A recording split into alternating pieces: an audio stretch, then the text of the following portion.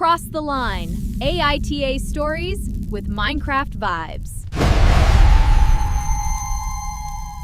Picture this. You are holding your 6-month-old baby. Your sister's fiancé reaches for him. You say no, he laughs, calls you overprotective, tries to grab your baby anyway. Welcome to Crossed Line Stories. So here is what happened. Our mom, let's call her Lisa, 30 years old. 6-month-old baby.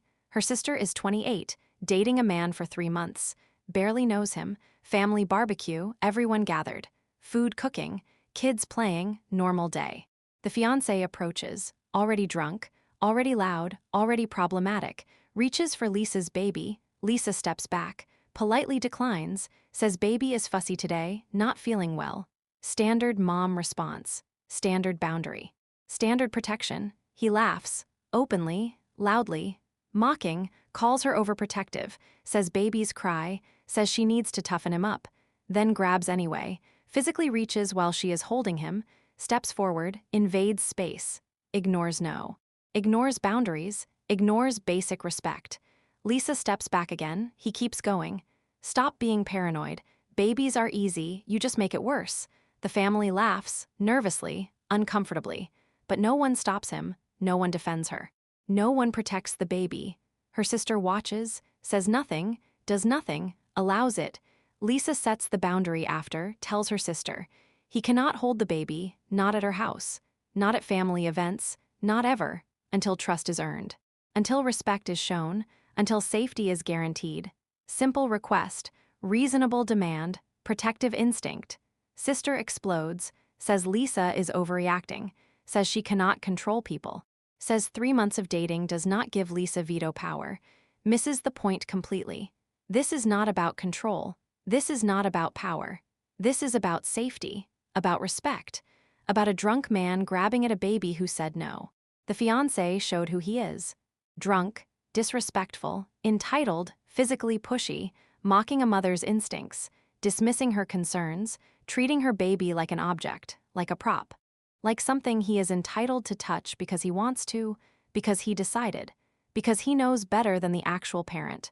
3 months of dating does not create family, does not create trust, does not create rights to someone's child, especially not after this behavior, especially not after public mockery, especially not after physical attempts to override a mother's no.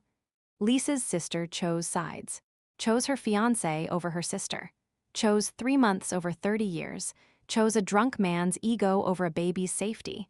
That is the real betrayal, the real damage, the real line crossed. So here is my question. Would you let him hold the baby? Or is the boundary permanent? Is family about blind trust?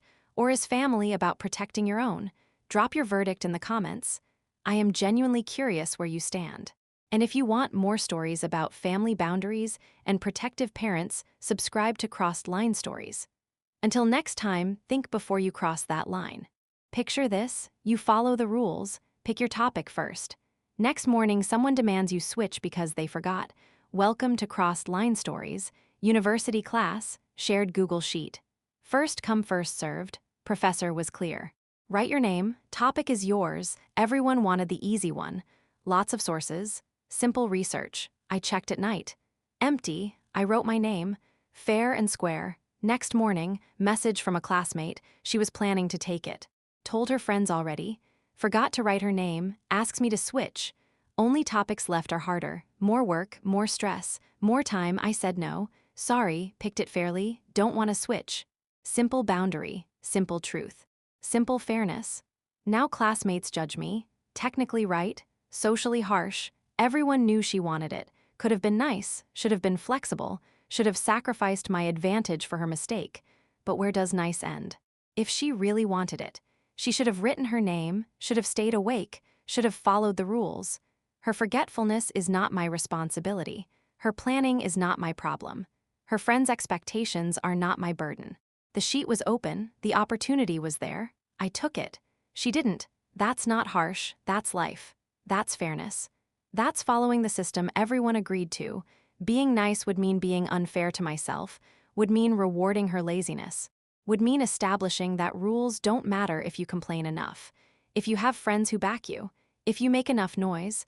I don't want to be that person. the one who gives in, the one who sacrifices fairness for popularity, the one who lets others take what they didn't earn. So here is my question. Would you switch the topic? Or stand your ground? Is being nice more important than being fair? Drop your verdict in the comments. Subscribe to Crossed Line Stories. Until next time, think before you cross that line. Picture this, it's your birthday. You come to work. Your desk is wrapped in tin foil. Your hated LinkedIn photo is zoomed in and distorted on your desktop and taped to the wall. Everyone is filming your reaction, waiting for a show. Welcome to Crossed Line Stories. 23 years old, small office, supermarket cake birthdays, card signings, normal stuff. Then there is the banter guy, mid-30s, loves pranks, pushes boundaries, not malicious, just exhausting. My birthday, I don't like big attention, but I accept it. Come in, everything is tin foil. Keyboard, mouse, chair, monitor, water bottle, everyone laughing. Someone filming, I smile at first. Assume it's light. Then I see it. My old LinkedIn photo. The one I hate, zoomed in, distorted, printed and taped behind my desk. Everyone watching, waiting for my performance, my gratitude, my laughter, my submission. I stop smiling.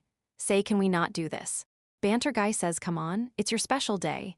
Take a joke. I say I don't find it funny. Start unwrapping quietly. No yelling, no swearing, just not playing along. Mood gets weird. Fast. Later manager pulls me aside. Says I killed the vibe. Meant to be team bonding. They spent lunch setting it up. Now people act awkward. Say I could have laughed and moved on. Say I made it uncomfortable by being serious. But here is my thing. Fake laugh would reward it. Film my embarrassment for their entertainment. Perform gratitude for something I didn't enjoy. I didn't insult anyone. Didn't storm out. Just refused to perform. So here is my question. Should I have played along? Or was my boundary fair? Is team bonding about consent or about compliance? Drop your verdict in the comments. Subscribe to Crossed Line Stories. Until next time, think before you cross that line. Hey everyone, welcome to Crossed Line Stories, where Reddit drama gets animated in Minecraft style. Face screaming in fear, imagine letting your friend crash rent-free for months, only for his room to turn into a disgusting biohazard. Would you kick him out and say something harsh? Let's dive into this mess. Our storyteller is a 28-year-old guy who offered his 24-year-old buddy a place to stay after a bad breakup. They'd been together 5 years, so it hit hard. The friend moved into the spare bedroom with an ensuite, rent-free, just pay for food and utilities. At first, it was okay. He kept to himself, grieving quietly. But 8 months later, absolute disaster. The room reeks so bad, you can smell it from the kitchen. Piles of Uber Eats bags, garbage bags in the corner, it's a landfill. The bathroom? Black mold creeping in the shower, hair everywhere, toothpaste splattered on the mirror, unflushed toilet, stinking wet towels on the floor. Gross doesn't even cover it. The host started gently nudging him to clean up, but it got worse. Yesterday, the friend snapped, saying, "Stop nagging me like my ex did." That pushed the host over the edge. In the heat of the moment, he kicked him out, yelling about the filth, and blurted, "No wonder your ex broke up with you if you live like this." He feels bad about the harsh words, but refuses to enable the mess. He's okay letting him stay if he hires a cleaner by month's end, otherwise, stuff goes out. The friend called him a terrible person, saying he lacks empathy. But after 8 months, is it fair to keep putting up with it? So what do you think? Is the host justified in drawing the line, or did he go too far with that comment? NTA or YTA? Sound off below, I read everyone. If this boundary-breaking chaos hooked you, smash like, subscribe, and hit the bell for more every Wednesday and Sunday. Full videos on YouTube, link in bio. See you next time.